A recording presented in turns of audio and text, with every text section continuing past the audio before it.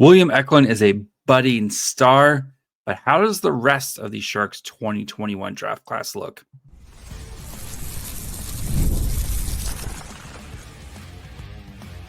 You're Locked On Sharks, your daily podcast on the San Jose Sharks, part of the Locked On Podcast Network, your team every day. Hello, welcome to Locked On Sharks, the premier hockey podcast covering your favorite team in the Bay Area. My name is JD Young, caretaker at the Reef, also the co-host of Locked On NHL. I want to thank you for making Locked On Sharks your first listen. Proudly part of the Locked On Network, we cover your team every day. And if you want to be an everydayer, all you have to do is just follow along wherever you get podcasts, or you can watch on YouTube as well. And today we're going to be diving into the Sharks 2021 class, kind of a nice season review for these. We're going to be talking about William Eklund, of course, who has, again, established himself as a budding star in the NHL. Look at some of these mid-round picks, why Ethan Cardwell is really starting to carve himself out a nice career. And we're also going to claim Collin Graf in this as well, even though he's undrafted, would have been part of the 2021 draft class. So before we get to all that, do want to let you guys know that today's episode is brought to you by FanDuel. Right now, new customers can get $200 in bonus bets if your first $5 bet wins. So let's start with one William Eklund. So Eklund this season played, of course, with the San Jose Sharks in 77 games. He has 17 goals, 41 assists, 58 points total, just missing that 60-point mark. 151 shots on goal, 1933 average time on ice. Corsi 4. So when William Eklund was on the ice, the Sharks had an advantage in shots. Only two players, Eklund and Toffoli, both had positive Corsi 4. He had a 50.04% Corsi 4. Goals for William Eklund was on the ice at 5-on-5. 50% goals for, so dead even when it came to goals. So William Eklund, second full season in the NHL, I think really established himself this year as a legitimate top six forward, two, a pillar piece of the franchise moving forward. Playing with some actually talented player, either with Macklin Celebrini, we saw him playing with Mikael Granlund. We saw him also playing with Alex Wenberg.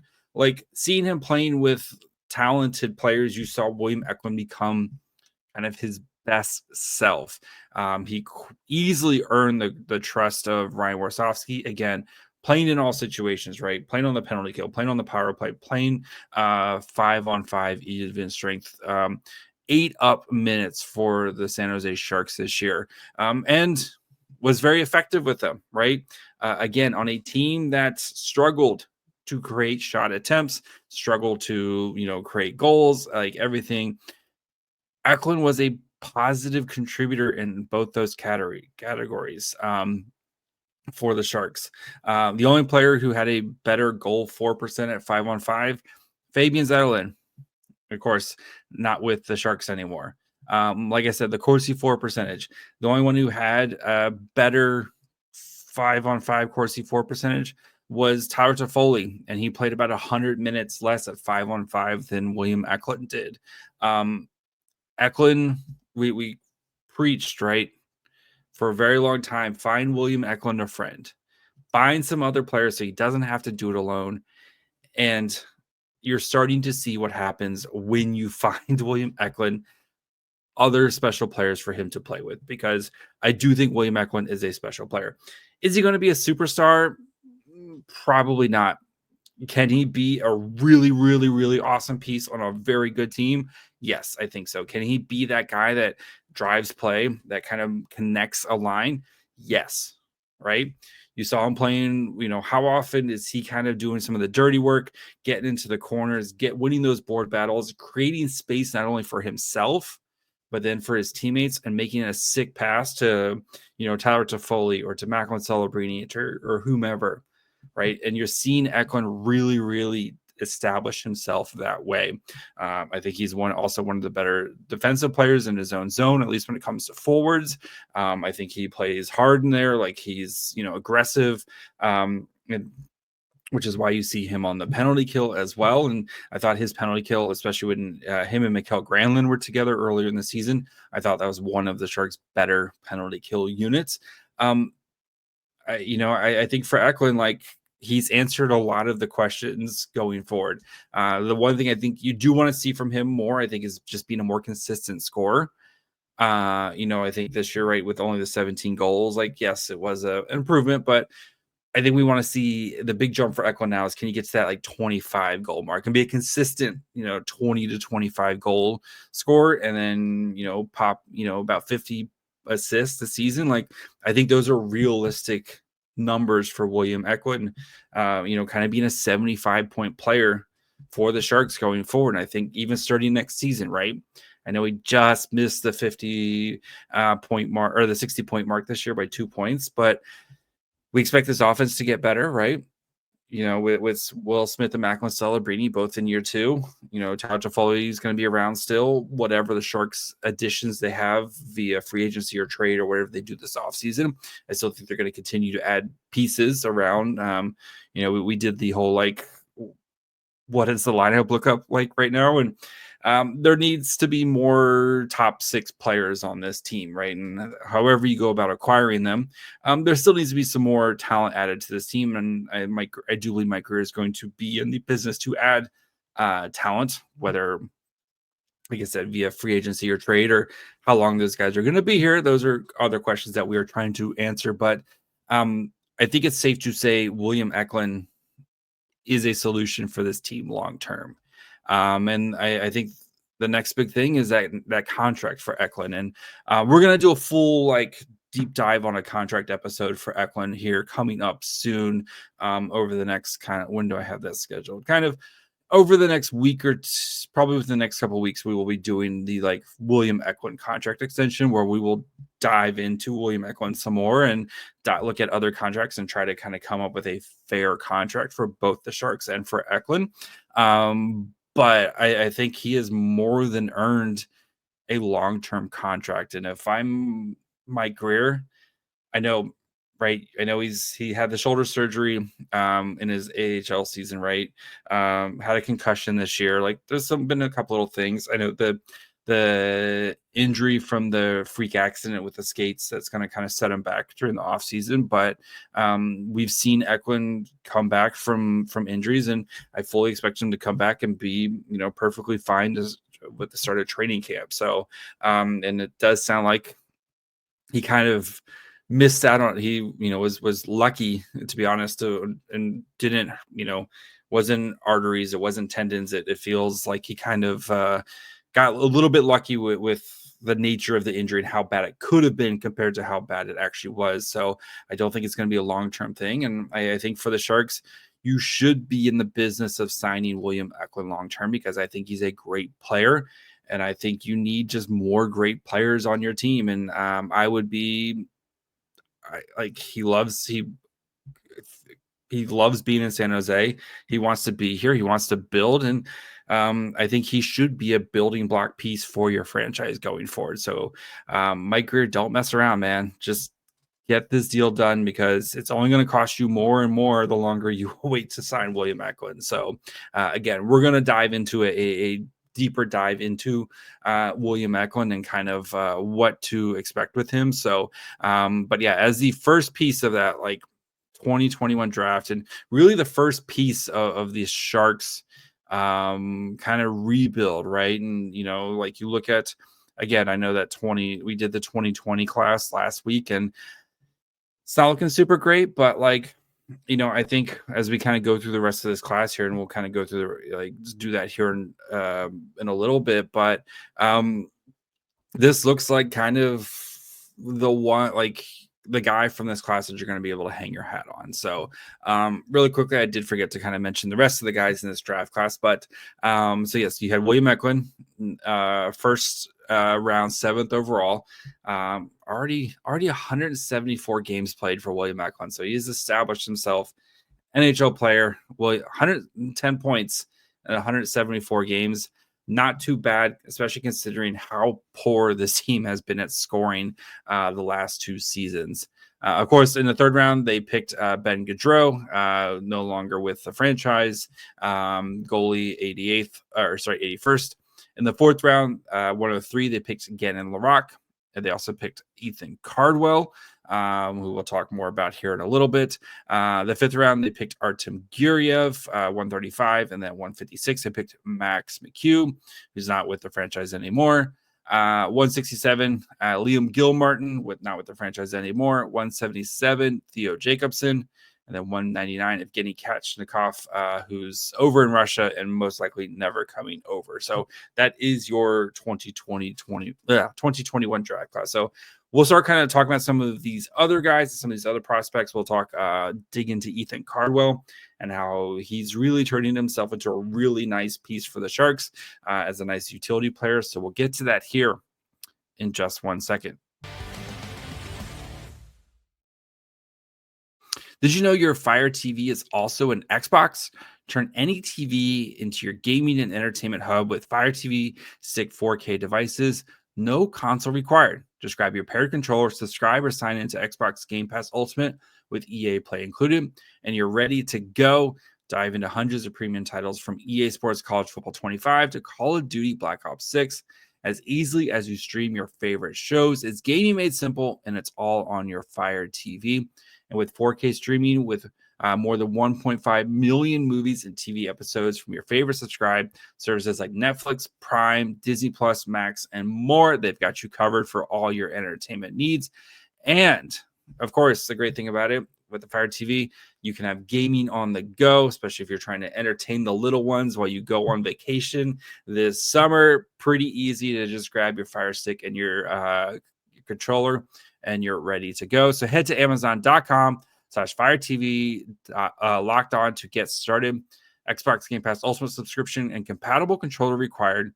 Available on select devices, including Fire TV Stick 4K, second generation, Fire TV Stick 4K Max, first and second gen, and then Fire TV Cube, third generation. And then if you also need to hire, you need to check out Indeed. When it comes to hiring, Indeed is all you need. Stop struggling to get your job posting on other sites. Indeed sponsored jobs put your post at the top of the page and help you reach the right candidates faster. If you've ever been in the spot where you need to hire like yesterday, the pressure's on, and every day without the right person is a setback. That's exactly when Indeed sponsored jobs come in handy. They make sure your post is seen by the right candidates right now. Now you can speed up your hiring process with a $75 sponsored job credit. Just go to Indeed.com/lockedon right now and support our show by saying you heard about Indeed on this podcast. Terms and conditions apply. Hiring, Indeed is all you need. All right, before we continue, we talk about this kind of middle group from this draft class. Do, of course, want to thank you guys for making Locked On Sharks your first listen. Now's a perfect time to subscribe. With the second pick of the draft, $40 million in cap space, and the future is definitely teal. Super fun summer coming up from Mike Grier and company as he continues to navigate this rebuild process and as we enter our fun and frisky phase. So make sure you're following along wherever you get podcasts. And of course, you can watch on YouTube as well. All right. So the next person in the draft class, Gannon Laroque, who unfortunately did not play a single game this season. And it's a little worrisome that Gannon Laroque has not played very much, to be honest. So if you think back, right, after he was drafted, had a huge season with the Victoria Royals, going back here. So Victoria Royals, after he was drafted, 52 points in 63 games. You felt like the Sharks might have found a hidden gem. Played a couple games in the AHL that season. Then he goes back to Victoria, where he's named the captain. He plays 4 games where he has 5 points. He had a hip injury, came back midseason, played those 4 games, hurt himself again, missed the rest of the season. Next year, 23-24, he starts with the Wichita Thunder. He plays 9 games with the Thunder, 2 points there. Plays 9 games with the Barracuda, a goal and an assist there. Misses time because of injuries and a concussion. And then this season, I believe he hit the boards awkwardly during training camp and just never was able to recover from that. So it is really disappointing because, I mean, this is a guy who I thought had a lot of talent. But when you've played a total of 22 games in 3 seasons, it's probably just not going to happen at this point. So maybe he gets healthy this offseason and is able to kind of give it a go. He's still under contract for another season with the Sharks, but it's he's going to be not like one of those what if, but there's definitely a world where like Gannon Laroque is like a budding prospect that we're talking about as a potential, long-term piece for the Sharks. And it just unfortunately seems like injuries might have done him in. So on a much happier note, Ethan Cardwell, who's the next pick in that draft class. So Cardwell played with both the Barracuda and the Sharks this season, making his NHL debut. So he played 63 games with the Barracuda, had 11 goals, 37 assists, 195 shots on goal. Quietly was the 4th leading scorer for the Barracuda this season. It feels like a down season from Cardwell, even though especially because like his rookie season, he scored 20 goals and you saw the regression down to 11. But Cardwell definitely rounded out his game more, and we'll talk about that here in a second. But with the Sharks, played 6 games this year, had a goal, 0 assists, 5 shots on goal, played 11:32 average time on ice, which you'd expect for a guy, kind of Cardwell's situation. 40.71% Corsi for, 33.33% goals for. And again, like Cardwell spending his time mostly with the Barracuda this season, being kind of that jack of all trades type of player, right?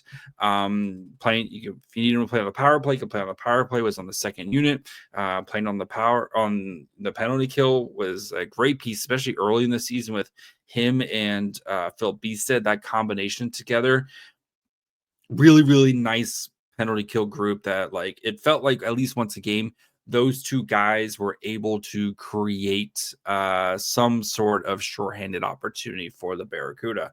I think for him, taking advantage of some of those opportunities, it felt like he would get a lot of those breakaways or a lot of those like 2-on-1 type of opportunities and just couldn't finish this season. So if he's able to start capitalizing on those more, I think maybe like you see the scoring go up, like guaranteed, right? For him in next season, I do think he's expected him to take a bigger role with the Barracuda, right? Especially kind of being a 3rd-year player. And maybe he becomes that guy who's kind of like Jack Thompson. I know Jack Thompson, the defenseman, but spends half his season with the Sharks, half his season with the Barracuda. Like I could definitely see that for maybe like Collin Graf this year, right? Maybe spends half his season at the start of the season with the Barracuda and then earns a promotion and spends, a good chunk of next year playing with the Sharks. And then at the end of the season, maybe he goes back and, to try to help the Barracuda on what's hopefully a playoff run next year. But I do think Cardwell, though, his versatility, right? And you saw it even in the NHL, playing on the PK in the NHL right away. Like that is, a guy who has 6 NHL games playing on the PK. Like that is a huge amount of trust that he has earned from, both McCarthy and the Warsofsky coaching staff. So I do kind of think that's his role going forward, is being a kind of bottom 6 guy who can maybe add a little bit of scoring pop, but he's going to come in, he's going to be able to help out in whatever, like definitely a whatever you need from me type of guy. And you need those types of players kind of going forward, and especially as you build around here. And I do think Cardwell is one of those guys that you want to continue to invest in. I don't think he's ever going to get that massive, massive contract, but can he be a guy that just kind of sticks around and does whatever, if you need him to play maybe 3rd line or maybe, 2nd line in a pinch, you could probably have him do that. Or have him playing, like I said, playing in the AHL next year to begin, where he's should be playing top 6 minutes. Maybe, like I said, takes that Collin Graf role of I'm going to play on the top line. I'm going to, take advantage of my opportunities on the top line. I'm going to play a bunch of penalty kill. I'm going to play on the power play, and really kind of hone in and finish rounding out his game. But I do think he's going to be a really nice find, and I expect him to earn more NHL games going forward for the Sharks, because I do think he is a quality player to have in your system. So we're going to look at kind of the rest of this draft class here. Talk about Collin Graf, who we're claiming in this draft class, even though he was undrafted, but he would have been in this draft class if he was drafted. So we'll finish the 2021 class up here in just 1 second. And the NBA playoffs are in full swing, and every night delivers highlight-worthy performances, major momentum shifts, and can't-miss moments. Whether it's a game-winning shot or a breakout player, there's never been a better time to get in on the action. FanDuel makes it easy to stay in the game before tip-off and live with player props, performance trends, same-game parlays, and fans have more ways than ever to play smart and win big. Jimmy Butler, playoff Jimmy. No, we know no Curry for the next week or so. Playoff Jimmy, I feel like he's got it. Whatever the fouls are, just take the over on free throw attempts for Jimmy Butler, because that dude earns all the fouls in the world. And plus, when you your first $5 bet wins, you can get $200 in bonus bets to add to the excitement. So if you're new to FanDuel, it's a perfect time to sign up. Head to FanDuel.com and place your first $5 bet. You'll get $200 in bonus bets. Make every moment more with FanDuel, the official sports betting partner of the NBA. All right, before we finish up, of course want to thank you for making Locked On Sharks your first listen. For your second listen, go check out the Locked On NHL Game Night. Every game, every night until a Stanley Cup champion is crowned. The perfect way to keep up with all the NHL action, especially during the playoffs here. So get local analysis on a national scale. Find NHL Game Night on Locked On NHL on YouTube, wherever you listen to podcasts. Okay, let us continue looking at this 2021 draft class. Artem Guryev, the defenseman turned forward, played the entire season with the ECHL Wichita Thunder. 47 games, 2 goals, 3 assists, 45 shots on goal. I think with Guryev, right, he is going to be that kind of depth player for the Barracuda. I do, though, think, especially with the emergence of Anthony Vincent and Van Roboys and Donovan Houle, I think they have kind of that role covered with a little bit more skill.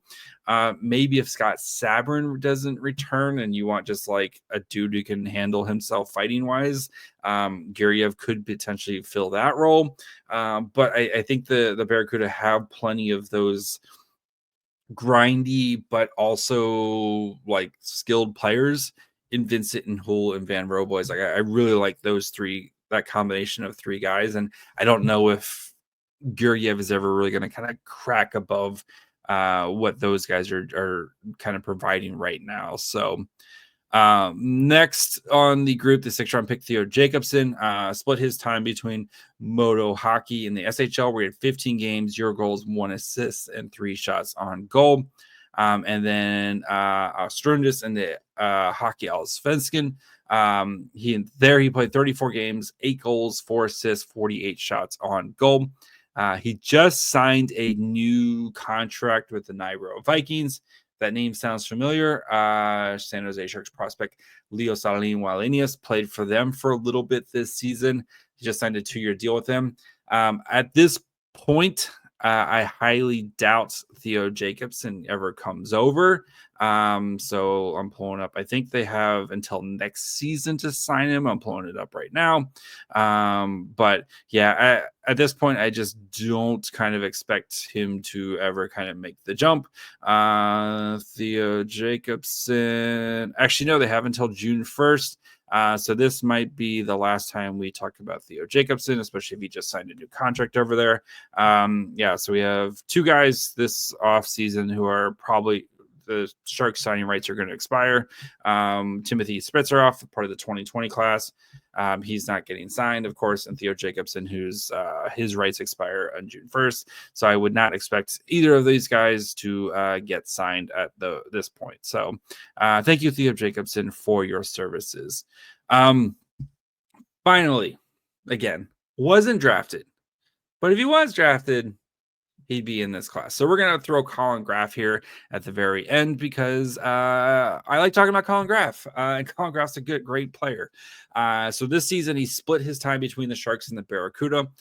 40 games with the Barracuda in the regular season, had 8 goals, 27 assists with 82 shots on goal. With the San Jose Sharks, 33 games, 5 goals, 8 assists with 40 shots on goal. 1552 average ice time, 44.22% Corsi for. So when he was on the ice, that were the Sharks had 44.22% of the shot attempts, and then 46.88 goals for. Both those numbers at 5-on-5. So Collin Graf is looking like a really nice steal for the San Jose Sharks for a guy who literally cost you nothing to acquire other than a contract. I think it's safe to say Collin Graf has graduated to be an NHL player. I think we might have seen his last days in the Barracuda during the playoffs here, where he did have a game-winning goal late and celebrated like he had a game-winning goal in overtime. But Daniel Gushing actually got the goal there in overtime. But Graf, and you really saw as the season came along, right? And I think for the Sharks, they did it right with Graf, right? Played a couple games last year, went out, put him in with the Barracuda this year, placed him with Andrew Podorowski and said, we're going to staple you with this guy, who's one of the, again, Andrew Podorowski, literal MVP of the AHL. Side note, if I think Podorowski plays, I think the Barracuda beats the Eagles, but it's a discussion for another day. Anyway, we're going to staple you with Podorowski, one of the best centers in the AHL. You're going to learn from this guy, right? You're going to learn how to be a pro from this guy. You're going to kind of like his habits. Collin Graf has this great knack of just kind of always being in the right place at the right time and his puck always finding him. And as weird as it sounds, that's actually like a skill. That's that hockey IQ of being able to read plays and know where to go and find that quiet ice. And I do expect Graf to be like, a full-time NHL player next year because I think he's earned it. It'll be interesting to see how they treat his contract because he will also be in line for a new contract next season because burned his ELC 1 year. So next year will actually be year 3 of Collin Graf, at least when it comes to his contract. I fully expect him to kind of be a guy who's around the organization for a while because I think he's a very good player. And we saw his penalty kill, like a guy who never played penalty kill before coming to the NHL. They threw him on the penalty kill. He's a great penalty killer, right? Another one of those kind of like Ethan Cardwell of whatever you need me to do, coach, I'm going to be able to do it. I would like to see him shoot some more and maybe get some of that confidence because he does. Like in the college, he did show a really nice shot, and I'd like to see some more set plays where it's set up for him to take some one-timers because he did excel at that, watching him in Quinnipiac. But I feel like you really found something in Collin Graf and should be a staple to your middle six kind of for the next foreseeable future as either a second or third line player. Probably in a perfect world, like a really high-end third line winger. And if depending on what the Sharks do this offseason, but if you have Alex Wenberg as your 3C with Graf and then go find like a speedy winger who can shoot to pair with those guys, like that's a really nice third line where you have plenty of hardworking guys in Graf and Wenberg, and if you add a little bit of scoring pop on there, like you feel really good about the potential of that line. So, but yeah, Collin Graf 1000% has earned his right to be an everyday NHL player, and I think it's fair to pencil his. Depending on what the Sharks do this offseason, but I think it's pretty fair to pencil in his name as an opening night roster player for the San Jose Sharks. So overall, it does feel like you found a franchise piece in William Eklund, right? And this was the last of the Doug Wilson Jr. classes. I know the 2022 classes, a little bit of mix of the Wilson / Mike Greer classes, but you found William Eklund, who, again, picking 7th, you're hoping you get a guy like Eklund, who's established himself and has quietly been one of the best players from the 2021 draft class, right? I think right now, if you're kind of ranking them, Wyatt Johnson, who was picked much later by the Dallas Stars, is probably the best guy in the draft class right now. But, Eklund's easily in the top 3 or 4 guys from this draft class. And you got to feel good about the direction that he is headed and kind of how his game has evolved and developed. And, again, if he can start hitting the back of the net more consistently and become that 25 goal scorer, which I think he can be. And then if he's popping in 50 assists and 25 goals a year as a 75-point player, you feel like you've done really well with him and being a potential, first, either, as a first time player or like a super high end second line forward for you, like, and as a foundational piece of a guy who can do whatever you need him to do. I think you're feeling pretty good about the direction of this class. And yes, some of these other guys didn't work out, right? It's a shame about Gannon Laroque, but you found looks like a useful piece in Ethan Cardwell and Collin Graf, who, again, not drafted, but we're sticking him in here. Again, looks to be a part of an everyday NHL player. So that's going to be it for today and for this week. We'll be back next week as we continue to work towards, again, everything we're doing right now, working towards building the off-season kind of to-do list and mock off-season that we're going to kind of do right before the draft, where we will do literally like a draft. We'll do a simulator free agency, like everything like that. So we're all working towards that. So we'll get back on that next week. So make sure you're following along wherever you get podcasts. Of course, you can watch on YouTube as well. Follow the show on Twitter, Facebook, and Instagram at Locked On Sharks. Follow me on Twitter and Blue Sky at My Fry Hole. Till Monday. Bye, friends.